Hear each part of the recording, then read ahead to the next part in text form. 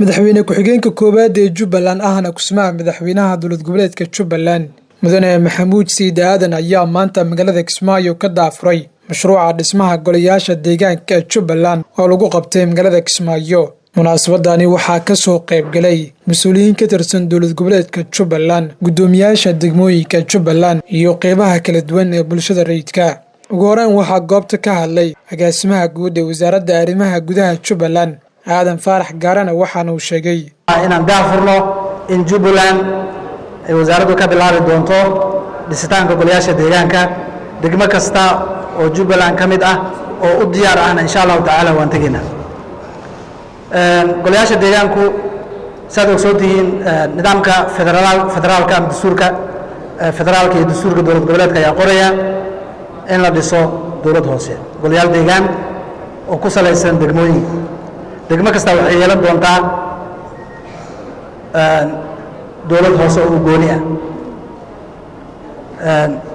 waxaa furfurmi doonaa insha Allah taala qaabkii ay mashaariicda dowladda hoose ay u fulin lahayd oo khaaska ah.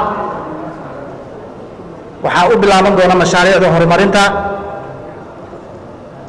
runtii dowladnimadana waa muhiim. waad ogtihiin dowladda federaalka marka la dhisay kadib ayaa la dhisay dowlad goboleedyada. dowlad goboleedyada marka la dhisayna waxaa la dhisayaa dowladii hoose. sidoo kale waxaa goobta ka hadlay gudoomiyaha gobolka Jubbada Hoose Cabdirashiid Cali Gooni iyo mas'uuliyiin ka tirsan maamul goboleedka Jubbaland waxayna sheegeen waxaan rajaynaynaa wiilka soo socda in aynu degmadii ugu horreysay gaarsiino maamulkii oo u daadejino wixii ka dambeeyana degmo walba sidii ay waqti u hesho ama ay nabadgelyo u tahay ayaan soo rajaynayaa. dabcan waxaan aad uga xumahay degmada labaad waxay ahaan lahayd gobolka Gedo oo qorshaysnay.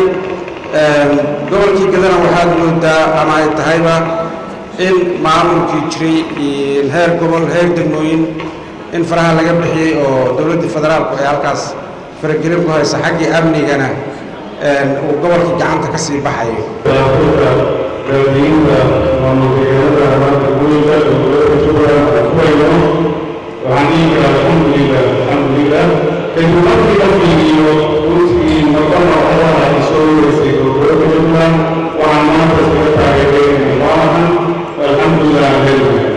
gabagabada goobta waxaa ka hadlay madaxweyne ku-xigeenka koowaad ee Jubbaland mudane Maxamuud Siid Aadan oo daafuray mashruuca dhismaha golayaasha deegaanka Jubbaland ayaa soo dhaweeyay waxaana uu sheegay sanadkan waxaa la doonayaa xeerkii ay ku shaqeyn lahaayeen golayaashaas deegaanka. maxaa yeelay haddii golahaas qaybkiisa aan la samayn oo intii xeerka isla aan sameeyaan hawlgelino kadibna bilaabna xeerkii ay ku shaqeyn lahaayeen waa dhisaynaa. waxaan inta noqon lahayn qofka gaariga iyo faraska jiiday kala hormariyey. markaa waqti kale ayaa la geliyey in xeerkaa la sameeyo. sanadkan ayaa asna la meelmariyey.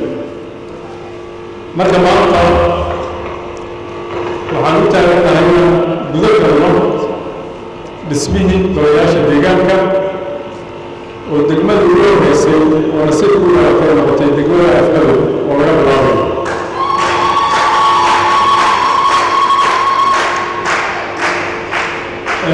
sida loo kala qorshaha wasaaradda iyo hay-adaha laga gacansiinayo xagga dakhliga iyo talooyinka degmooyinka ugu horreeya u qorshay oo Jubbada Hoose iyo gobolka Gedo ka kooban dhammaan waa laga fulinayaa dhismayaasha.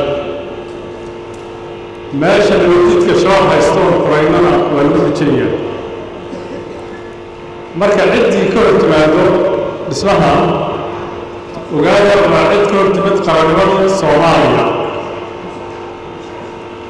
waa cid ka hor timid dhismo qaran Soomaaliyeed oo awood.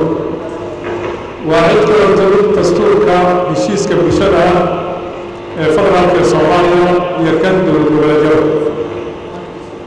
marka ma filayo cid ka hormaan karta nidaamka in deegaanadii laga dhiso inay jirto. Cabil Abshir Yuusuf